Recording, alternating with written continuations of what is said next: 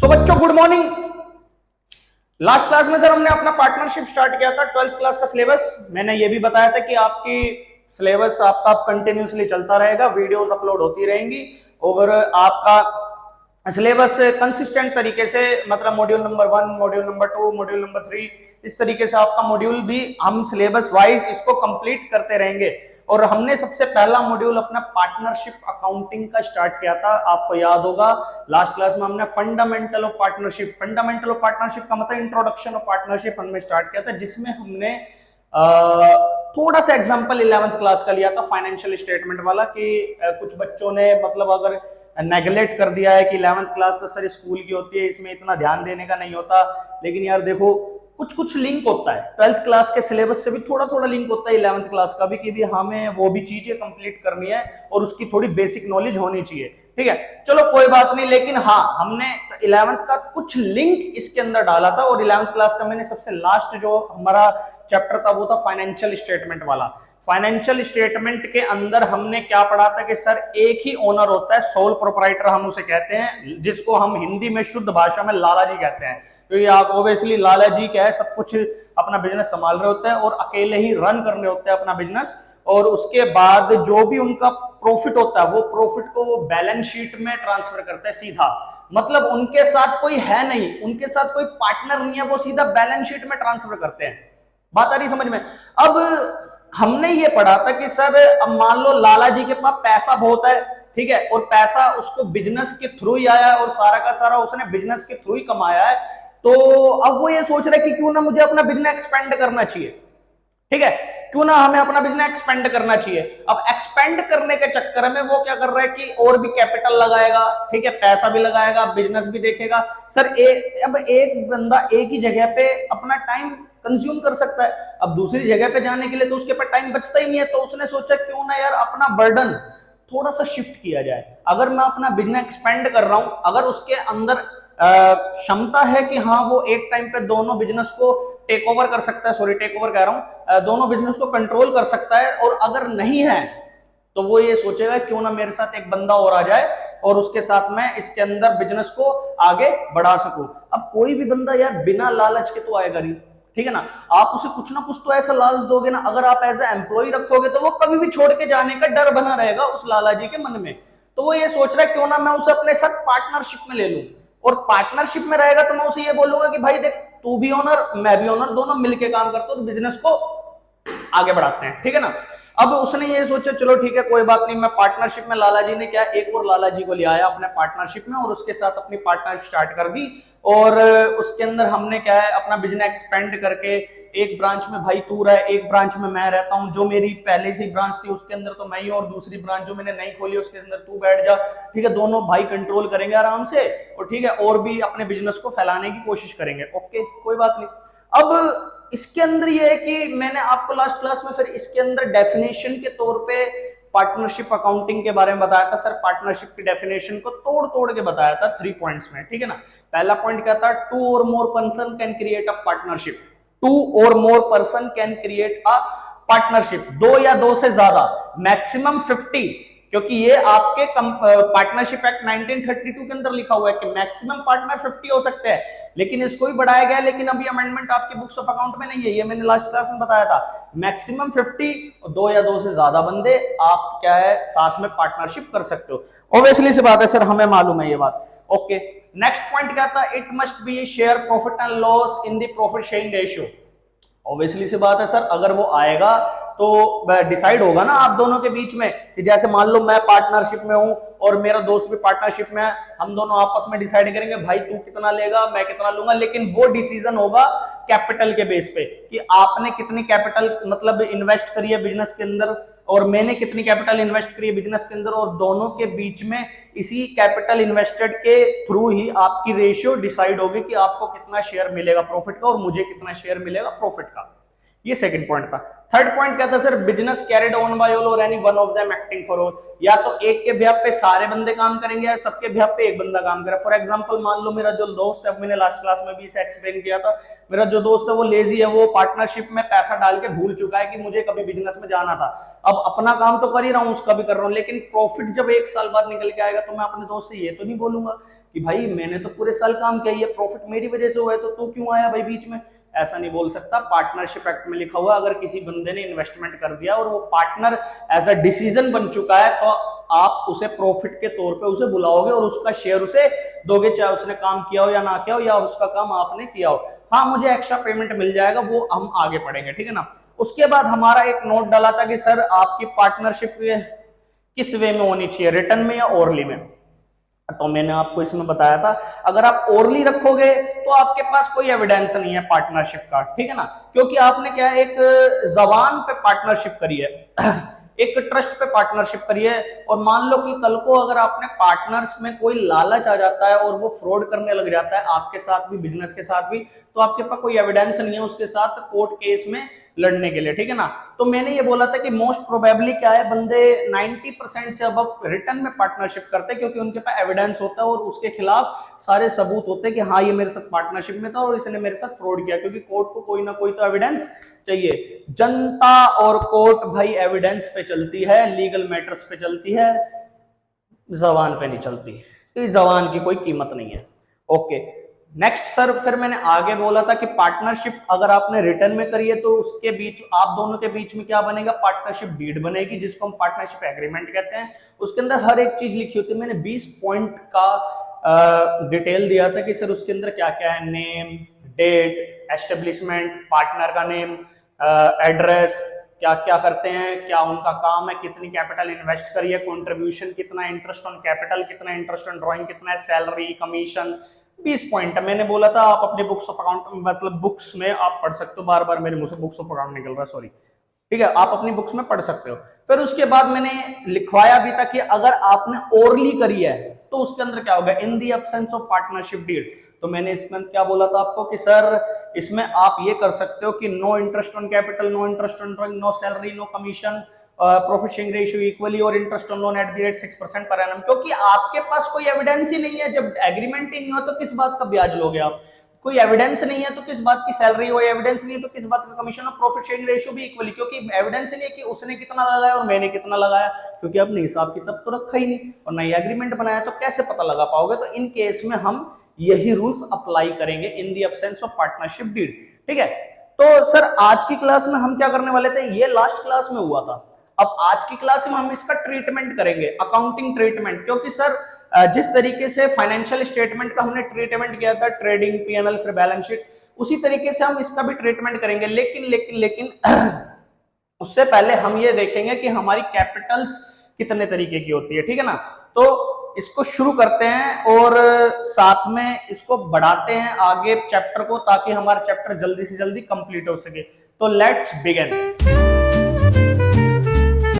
तो सर अपनी पार्टनरशिप के अंदर हम जैसा स्टार्ट कर रहे हैं कि हमने पहले तो ये पढ़ना है कि अकाउंटिंग ट्रीटमेंट क्या है इसका, ठीक है ना, पार्टनरशिप फर्म के अंदर, क्योंकि अब क्या है एक नहीं, अब क्या है दो नहीं, क्या तीन भी आ सकते, चार भी आ सकते जो ओनर्स है, जो पार्टनरशिप में है, ठीक है ना। मैं मान के बैठा हूं कि अभी क्या है एक ही बिजनेस के अंदर दो ओनर आ चुके हैं और दोनों पार्टनरशिप फर्म के अंदर अपना पार्टनर्स के ट्रीटमेंट के हिसाब से काम कर रहे हैं, क्योंकि दोनों के बीच में डीड भी है, ठीक है ना। सर मैंने क्या बोला है कि sir there are two types of capital, आपकी क्या है पार्टनरशिप फर्म के अंदर दो तरीके की कैपिटल होगी, to types of capital, fixed capital, fluctuating capital. Sir इसका मतलब क्या है, फिक्स्ड कैपिटल का मतलब होता है कि सर पार्टनर ने एक बार पैसा लगा दिया, उसको चेंज करना नहीं चाहता क्योंकि उसके मन में नहीं है, उसका बजट नहीं है, ठीक है ना। तो वो कई साल तक, 5 साल तक, 6 साल तक, कोई 1 साल तक भी क्या है वो उसे चेंज नहीं करना चाहता, वो कहता है मैंने 5 लाख रुपए अगर लगा दिया तो मैं उसको चेंज नहीं करूंगा, डेट इज फिक्स्ड कैपिटल, ठीक है ना। फिर उसके बाद आती है आपकी फ्लक्चुएटिंग कैपिटल। फ्लक्चुएटिंग कैपिटल का मतलब होता है कि पार्टनर एक ऐसा पार्टनर है जो बहुत ज्यादा ग्रीडी है, वो ये सोचता है कि यार अगर मैं जितना इन्वेस्टमेंट करता जाऊंगा उतना ही मेरा क्या इंटरेस्ट भी बढ़ता रहेगा, उतना ही मेरा शेयर भी बढ़ता रहेगा।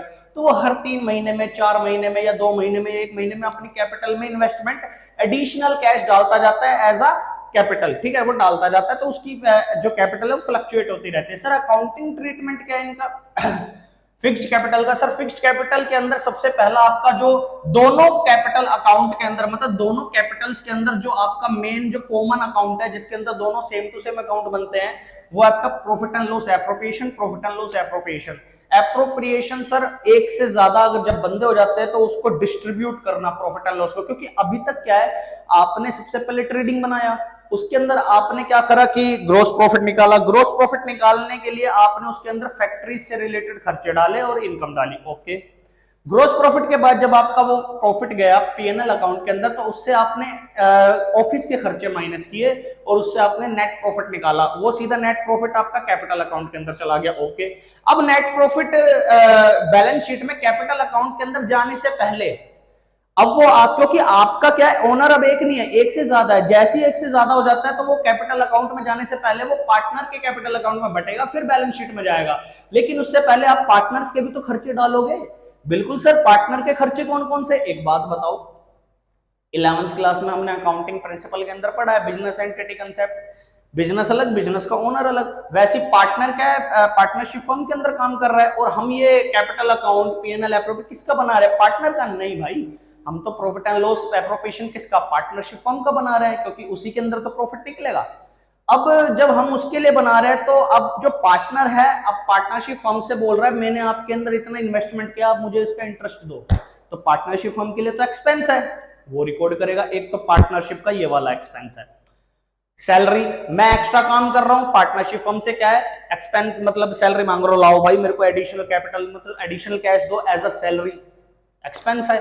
मैं एक्स्ट्रा सेल कर रहा हूं तो उसके लिए कमीशन, पार्टनरशिप फर्म से बोल रहा हूं लाओ भाई मेरे लिए मेरे को कमीशन दो, एक्सपेंस है। तो ये वाले एक्सपेंसेस जो अभी तक हमने माइनस नहीं करे हैं प्रॉफिट एंड लॉस के अंदर, तो हमने ऑफिस से रिलेटेड खर्चे माइनस करे, लेकिन पार्टनर से रिलेटेड खर्चे माइनस नहीं करे, तो वो हम ट्रीटमेंट किसमें करेंगे, प्रॉफिट एंड लॉस एप्रोप्रिएशन के अंदर, ओके सर। उसके बाद आपका कैपिटल अकाउंट, ये पार्टनर का कैपिटल अकाउंट बनेगा, इसके अंदर तो फिक्स रहेगा, लेकिन जो भी चीजें बाकी की जाएंगी वो करंट में जाएगी, क्योंकि इसको मैं छेड़ नहीं सकता, फिक्स्ड कैपिटल है। और बाकी कैपिटल अकाउंट के अंदर तो मैं कुछ भी छेड़छाड़ कर सकता हूं, क्योंकि ये फ्लक्चुएटिंग है, ठीक है ना। तो सबसे पहले हम कौन सा फॉर्मेट सीखेंगे sir, profit and loss appropriation, तो उस पर थोड़ा ध्यान देते हैं, साथ में मेरे साथ नोट करते जाना।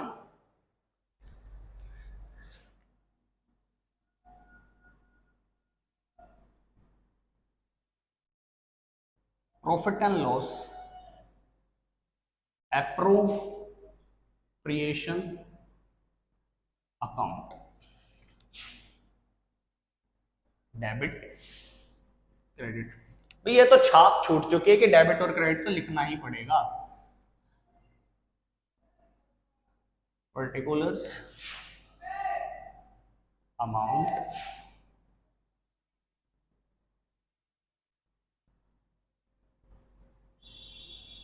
सर। हमने जब नेट प्रॉफिट लिखा था पीएनएल अकाउंट के अंदर, जब ऑफिस के खर्चे माइनस किए थे, तो नेट प्रॉफिट हमारा आता था डेबिट साइड में, हम लिखते थे ना to net profit transfer to capital account, और जब लॉस आता था वो आता था क्रेडिट साइड में, by loss transfer to capital account, ठीक है। तो नेट प्रॉफिट सर डेबिट में आ रहा है, तो पीएनएल एप्रोप्रिएशन के क्रेडिट में, यहाँ पे लिखना क्रेडिट साइड में बाय।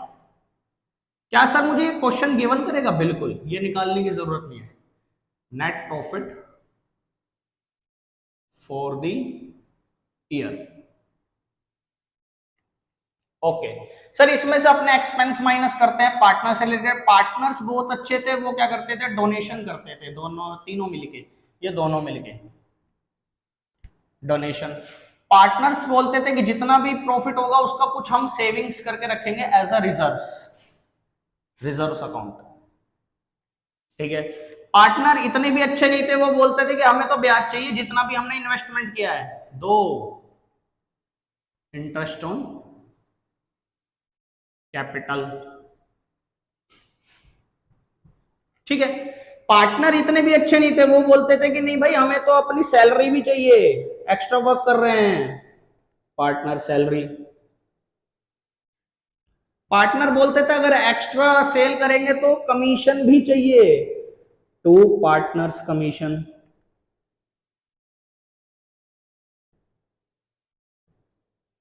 पार्टनर्स बोलते थे कि भाई हमने एक पर्टिकुलर एक कॉमन मैनेजर रखा हुआ है, तो मैनेजर कमीशन भी चाहिए, टू मैनेजर कमीशन, ठीक है, ये चीजें थी। ओके, उसके बाद पार्टनर के लिए पार्टनरशिप फर्म भी इतनी अच्छी नहीं थी। वो बोलती अगर आपने पर्सनल यूज के लिए मेरे गल्ले से पैसा निकाला, किसने, पार्टनर ने पार्टनरशिप फर्म के गल्ले से अगर पैसा निकाला, वो भी अपने पर्सनल यूज के लिए, पार्टनर ने अपने पर्सनल यूज के लिए पार्टनरशिप फर्म से पैसा लिया, तो पार्टनरशिप फर्म ब्याज लेगी उससे, पार्टनर से। और पार्टनरशिप फर्म के लिए क्या है, income by interest on drawings. ठीक है, ओके सर। अब हम सर इनकम्स निकालेंगे और प्रॉफिट निकालेंगे, इनकम और प्रॉफिट। अगर क्रेडिट का ज्यादा है, in the excess of debit, to profit transferred to capital account, partner के कैपिटल अकाउंट में चला जाएगा प्रॉफिट, रेशियो में बढ़ जाएगा। यहां पे अभी मेरे पास कुछ है नहीं तो इसलिए ऐसी। अगर डेबिट का ज्यादा, in the excess of income, by loss transferred to capital account, capitals account. ठीक है, रेशियो मेरे पास अभी गिवन नहीं है तो अभी फिलहाल ऐसे ही मान के चलना पड़ेगा। सो ये पूरा फॉर्मेट है। इसके अलावा सर इसके बाहर से कोई भी चीजें, कोई भी आइटम इसके अंदर इंक्लूड नहीं होगा। ये सारा का सारा टोटल आइटम है। ठीक है, आपको अलग अलग बुक से कुछ पढ़ने की जरूरत नहीं है, बस इसको याद रख लो, आपका पीएनएल एप्रोप्रिएशन करेक्ट होगा और आपको 12th क्लास के बोर्ड एग्जाम में 5 नंबर देके जाएगा, ये गारंटेड है। Okay sir, profit and loss appropriation account हमारा कंप्लीट। सर अलग अलग केसेस के हिसाब से अलग अलग। सबसे पहले मैं फिक्स्ड कैपिटल की बात करूंगा। फिक्स्ड कैपिटल के अंदर मैंने क्या बोला था, profit and loss appropriation, capital account और करंट अकाउंट। ठीक है ना, 3 अकाउंट है। अब profit and loss appropriation account है, वो तो हमारा कॉमन है, वो तो हमारा कंप्लीट हो चुका है। ठीक है, अब सीधा सबसे पहला कैपिटल अकाउंट।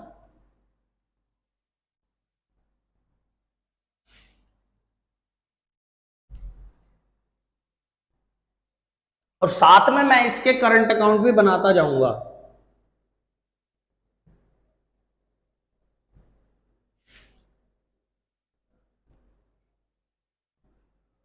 ठीक है, पर्टिकुलर्स अजम्पशन ले लेते हैं कि हमारे पार्टनरशिप फर्म के अंदर 2 पार्टनर है, ए और बी। ए बी, थोड़ा सा पास लिखते हैं, A B, particulars A B.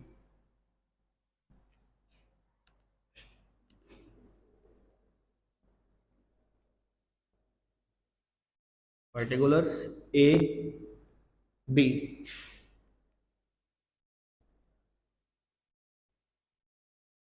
A B. Sir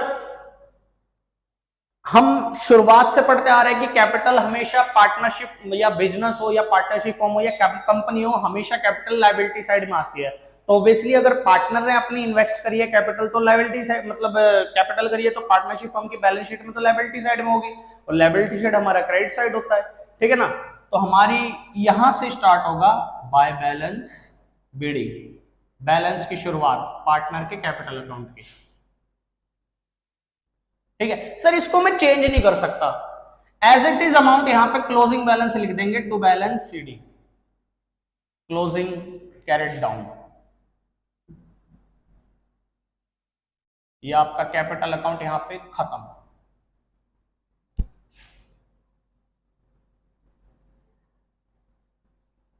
ठीक है सर, बाकी सर बाकी की चीजें हमें पार्टनरशिप में मिला भी तो था। पीएनएल एप्रोप्रिएशन से हमें बहुत सी चीजें मिली थी जो पार्टनर को गिवन करी आपने, और पार्टनर को गिवन करिए तो इसका मतलब पार्टनर का क्या मतलब ये कैपिटल या करंट कुछ तो उठना चाहिए, क्योंकि उनके बैलेंस आ रहा है ना उनके पास।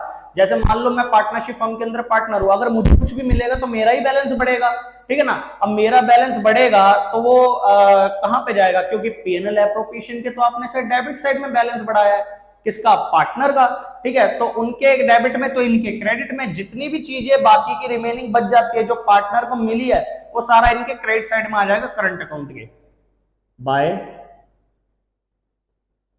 Interest on capital.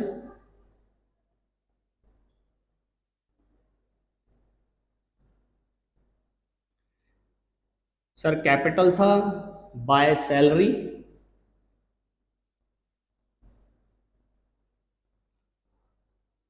Bye commission,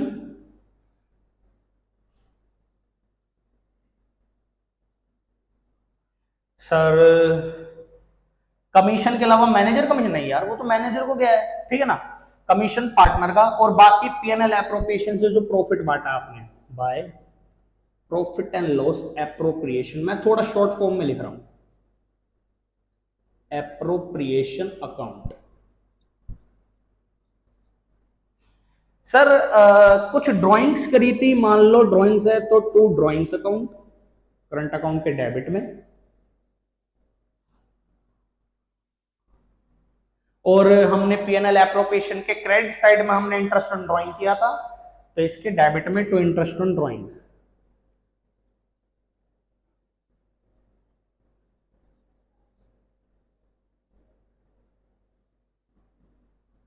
और मान लीजिए अगर प्रॉफिट एंड लॉस में लॉस हुआ था तो हमने वो लॉस क्रेडिट साइड में लिखा था, तो इनके डेबिट साइड में to profit and loss appropriation account. Sir आपका यहां पे अकाउंट को अब क्लोज करने की बारी आ गई है, बैलेंस निकालो एक एक कॉलम का। जैसे मान लो इस कॉलम का आपने टोटल किया, उसमें से आपने डेबिट के ए कॉलम के सारे एक्सपेंस माइनस किए, तो आपका यहां पे टू बैलेंस सीडी बैलेंस बच जाएगा, वो बैलेंस आपका निकल के आ जाएगा। बी कॉलम का क्रेडिट का टोटल किया, फिर डेबिट के सारे एक्सपेंस माइनस करके आपका यहाँ पे बैलेंस आएगा करंट अकाउंट का, वो भी आप ये बात ध्यान रखना कि आपका जो टोटल है वो बिल्कुल सेम होना चाहिए, डेबिट और क्रेडिट का बिल्कुल मतलब सेम का मतलब अमाउंट नहीं, लाइन सेम होनी चाहिए और उसके नीचे डबल लाइन लगनी चाहिए। मैंने हर एक में लगाया डबल लाइन डबल लाइन, क्योंकि ये आपका क्या है, एक बता देता है आपको, एक इनिशियल दे देता है कि हाँ आपका अकाउंट क्लोज हो चुका है, ठीक है। ये तो था आपका फिक्स्ड कैपिटल के केस में कैपिटल और करंट अकाउंट। नेक्स्ट आता है अब आपका फ्लक्चुएटिंग कैपिटल के अंदर। फ्लक्चुएटिंग कैपिटल स्टार्ट करते हैं सर। इसके अंदर सर हमने पीएनएल एप्रोप्रिएशन तो बना दिया, सर एक ही बनेगा कैपिटल अकाउंट।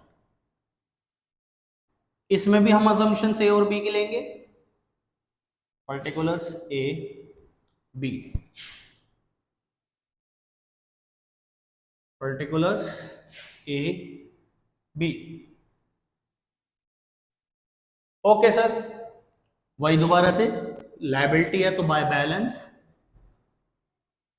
बीडी। मान लीजिए कि सर ये आपकी फ्लक्चुएंट कैपिटल है, पार्टनर और पैसा लगाना चाहते हैं बाय बैंक अकाउंट, ठीक है सर। मान लीजिए कि पार्टनर क्या है कि कुछ पैसा कैपिटल से निकाल रहा है, क्योंकि फ्लक्चुएटिंग है ना, तो डेबिट में टू बैंक अकाउंट, ठीक है। और बाकी की जो रिमेनिंग चीजें जो पार्टनर को मिलती है वो सारी इसके अंदर आ जाएंगी क्रेडिट साइड में बाय इंटरेस्ट ऑन कैपिटल। बस फर्क यही है कि सर फिक्स्ड कैपिटल के अंदर क्या है, करंट अकाउंट में आया था अलग से, क्योंकि हम कैपिटल को चेंज नहीं कर सकते थे, वो फिक्स थी। लेकिन इसको तो हम चेंज कर सकते हैं, इसलिए इसके अंदर हम टोटल अमाउंट डाल सकते हैं by salary,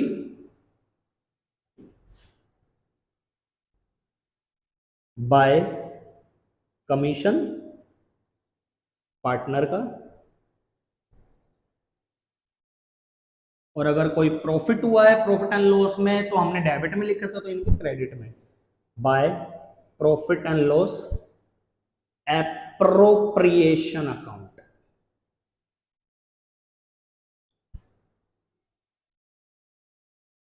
okay sir, debit में सर 2 ड्राइंग्स,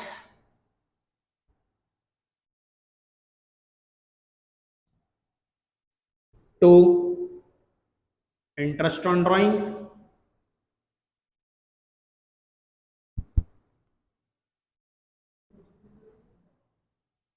और अगर लॉस हुआ है तो 2 profit and loss appropriation account.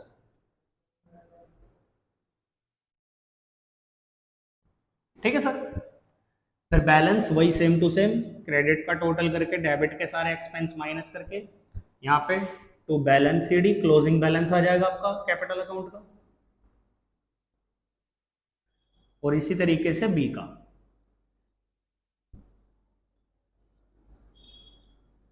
आपका यहाँ पे फ्लक्चुएटिंग कैपिटल के केस में कैपिटल अकाउंट भी आपके फॉर्मेट कंप्लीट हो चुका है, और इसके अलावा इसके अंदर जितनी भी चीजें उसके अलावा बाहर की कोई भी चीज इसके अंदर इंक्लूड नहीं होगी। So note that. So I hope आपको तीनों अकाउंट समझ में आ गए होंगे। कौन कौन से सर? पीएनएल, कैपिटल, करंट और दोबारा से कैपिटल, क्योंकि कैपिटल को मैंने दोनों में प्लस कर दिया। ठीक है ना। तो नॉर्मली आपके 3 अकाउंट्स हो गए, profit and loss, capital account और करंट अकाउंट। ये आपका ट्रीटमेंट था, अकाउंटिंग ट्रीटमेंट, कि इसको हम किस तरीके से करेंगे पार्टनर्स के केस में, किस तरीके से हम अकाउंट्स को प्रिपेयर करेंगे और उसका फॉर्मेट्स क्या और उसके अंदर आती क्या क्या चीजें हैं, वो मैंने आपको इसके अंदर लिखवा दिया जो आपके सिलेबस में इंक्लूड है। ठीक है ना। इसके अलावा बाहर की कोई भी चीजें इसके अंदर इंक्लूड नहीं है। तो मैं नेक्स्ट क्लास से आपके क्या क्वेश्चंस को मतलब इसकी फिनिशिंग्स तो दूंगा, जो इसकी फिनिशिंग करूंगा, लास्ट टच दूंगा, वो आपके क्वेश्चंस के हिसाब से दूंगा, क्योंकि क्वेश्चंस की प्रैक्टिस के ब्याह पे आपको फॉर्मेट्स को और अच्छे से कवर करने की मतलब वो कहते हैं कि कवर करने का कॉन्फिडेंस आ जाएगा आपको। ठीक है ना। तो नेक्स्ट क्लास में हम इसके क्वेश्चंस को स्टार्ट कर देते हैं और अपने सिलेबस को इसी तरीके से नेक्स्ट टॉपिक के हिसाब से इसको कंप्लीट करते जाते हैं। ठीक है ना। और इस चैप्टर को भी डन कर देंगे। सो मिलते हैं नेक्स्ट क्लास में। आज के लिए बस इतना ही। Thank you very much.